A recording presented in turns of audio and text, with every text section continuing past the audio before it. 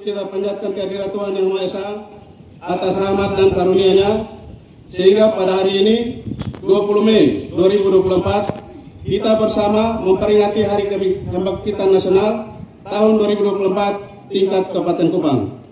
Izinkan saya membacakan pidato Bapak Menteri Komunikasi dan Informatika Republik Indonesia.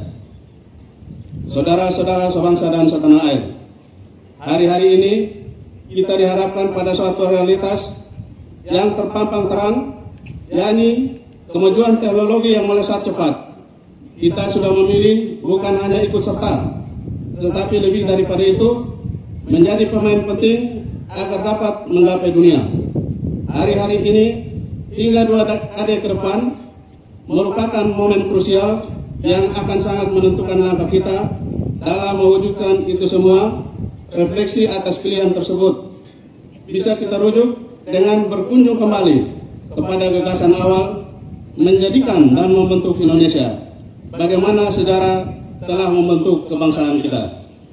Sejarah diperlukan bukan karena sensasi politiknya, juga bukan sebagai sumber keteladanan nilai semata-mata, tetapi pada percakapan terus-menerus tentang kemajuan kemanusiaan dan kesejahteraan.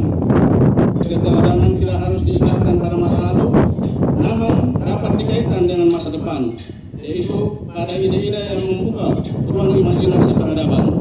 Lebih dari seabad lalu, tepatnya pada 20 Mei 1908, lahir organisasi Budi Utomo, dan di masa itu telah menumbuhkan bibit-bibit bagi cita-cita mewujudkan kemerdekaan Indonesia. Hari berdirinya Budi Utomo inilah yang kelak menjadi simbol dari kebangkitan nasional yang kita rayakan hari ini.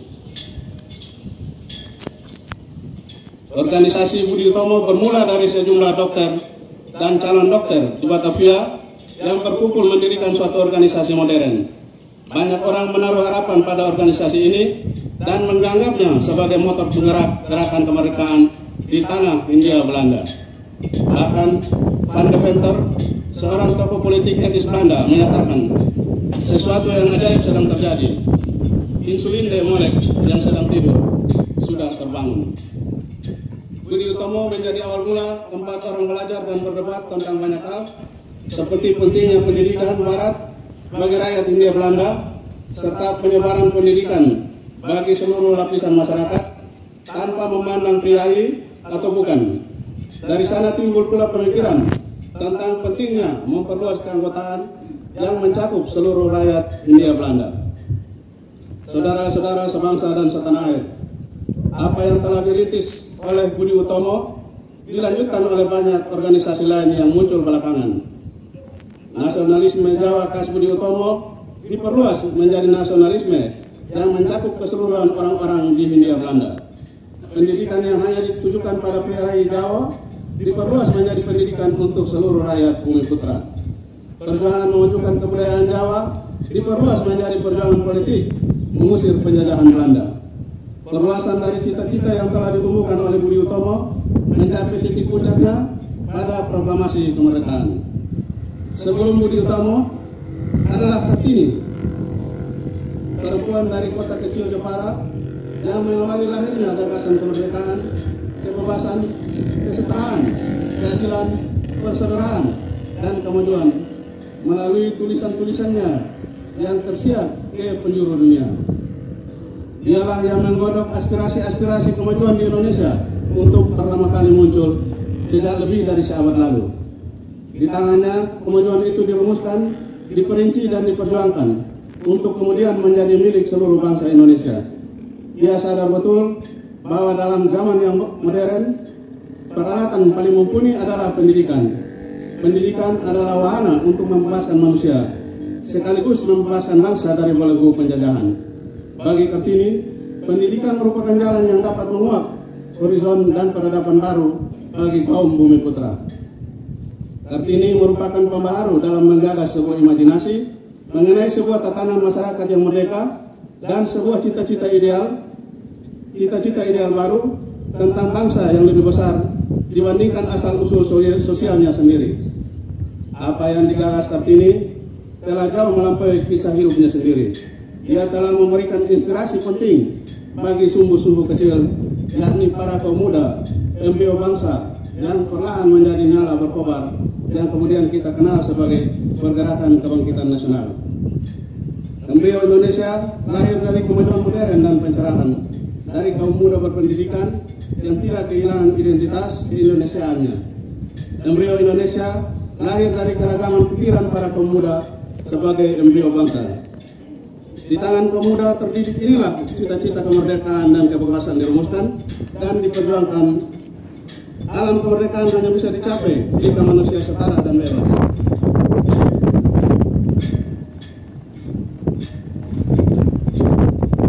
Manusia yang bebas dan setara hanya dimungkinkan jika manusia tersebut terpelajar dan berpendidikan. Dari mereka lah semangat kebangkitan nasional lahir. Kebangkitan nasional adalah penanda lahirnya zaman baru, pencetus cara berpikir baru. Semangat kebangkitan nasional merumuskan kemerdekaan sebagai wahana memperjuangkan kedaulatan dan kemuliaan manusia. Apa yang digagas oleh Budi Utomo, Kartini, dan para embrio bangsa kemudian dirumuskan Bung Karno sebagai jembatan emas kemerdekaan, yang dibayangkan Bung Karno sebagai sebuah jembatan emas yang akan membawa bangsa Indonesia menikmati kehidupan sejahtera lahir dan batin di atas tanah sendiri. Bung Karno juga menekankan bahwa di ujung jembatan emas akan selalu ada kemungkinan yang dapat membawa Indonesia menuju kebaikan ataupun sebaliknya. Yang dalam bahasa Bung Karno, bahagia bersama atau menangis bersama. Disinilah Bung Karno mengingatkan kita pentingnya momen agar kita mengambil keputusan yang tepat dan cermat untuk membawa kita pada jalan yang mengarah kepada kebaikan bagi seluruh rakyat Indonesia. Berbeda dengan perjuangan yang telah dirintis lebih dari seabad yang lalu, kini kita menghadapi beragam tantangan dan peluang baru. Kemajuan teknologi menjadi penanda zaman baru. Kemajuan teknologi telah menghimpiri kehidupan kita sehari-hari dan menjadi bagian daripada peradaban kita hari ini.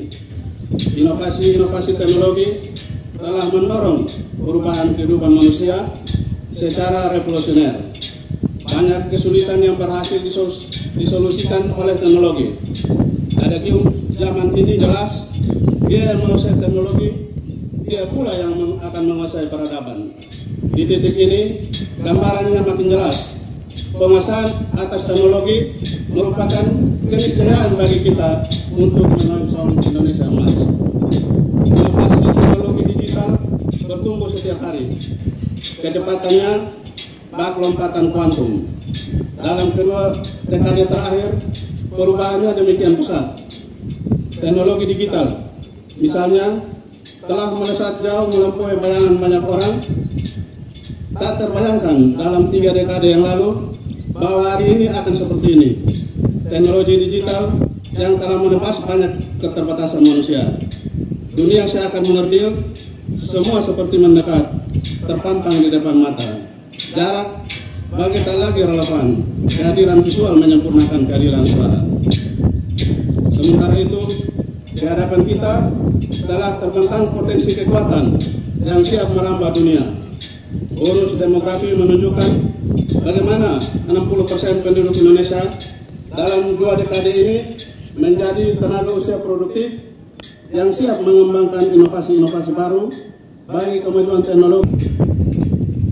Kita akan melakukan uji coba penggunaan daftar hadir berbasis online yang terintegrasi dengan sistem informasi aparatur sipil negara atau SIASN Badan Kepegawaian Negara melalui aplikasi Presensis Simpegnas di instansi pemerintah Kabupaten Kupang terhitung mulai 1 Juni 2024. Jadi ini, saudara-saudara sekalian, sistem ini akan terkonek langsung dengan BKN ya, dan pasti ini ada lanjutannya seperti apa. Jadi saya harap kita harus disiplin dalam kaitan dengan masuk dan keluar kantor. Konsekuensi ini juga akan saya terapkan pada saat pembagian TPP ya. Jadi seperti tanggal 17 Mei yang lalu saya sudah umumkan bahwa TPP akan coba dihitung oleh Ibu PLT Sekda, Kabak Organisasi, Kepala BKD, dan TAPD agar bisa dibayarkan. Tetapi saya minta pembayaran pertama itu hanya 3 bulan.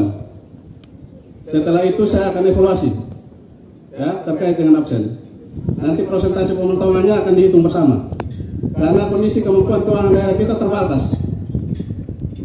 Jadi bagi saudara-saudara yang sudah menerima TPP nanti dan ketidakhadirannya masuk keluar kantor masih seperti ini, akan berbeda pada saat penerimaan triwulan kedua. Jangan pangkat sama, golongan sama, terima rata, hasil kerja tidak ada. Apalagi kalau saya minta hasil kerja hari itu. Jadi ini sudah keputusan saya. Selanjutnya, yang kedua, tadi sudah diberikan keputusan Bupati tentang pegawai pemerintah dengan perjanjian kerja atau P3K dengan jumlah yang tertera di sini kurang lebih 1.314. Kalau saya lihat yang hadir ini tidak sampai 1.314. Ya, baru langkah pertama saja itu lagi. Jangan cepat sedikit. Baru pertama kali diminta ikut apel untuk terima SK saja modelnya sudah seperti ini.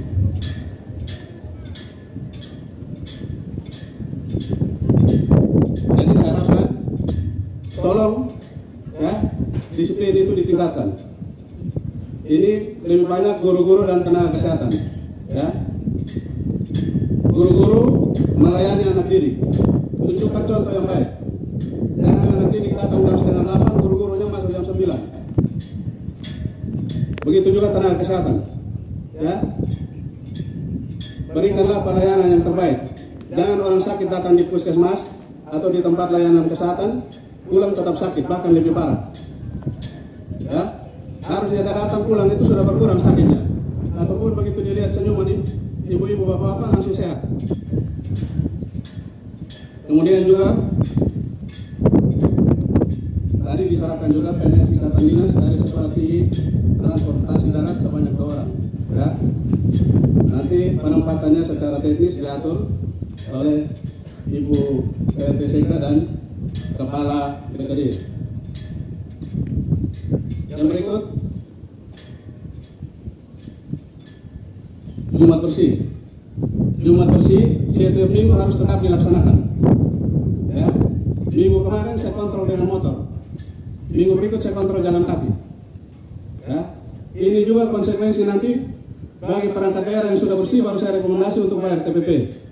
Tapi ya sekarang saya lihat semua sudah bersih ya. Mudah-mudahan ini tetap dipertahankan sampai saya jatuh motor lagi di dinas kesehatan ya. Pak Kadis tidak ada, tapi mungkin sudah taruh leo-leo sehingga begitu saya lewat langsung jatuh ya. Tapi itu tidak apa-apa karena niat yang baik keluar dari hati yang baik dan dilakukan dengan tulus, pasti Tuhan menyertai saya ya.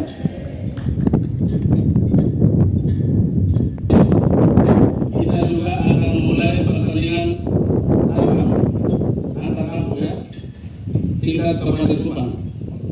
Saya berterima kasih kepada Kementerian Pemuda dan Olahraga yang telah memfasilitasi pemerintah Kabupaten Kupang untuk pelaksanaan kegiatan ini.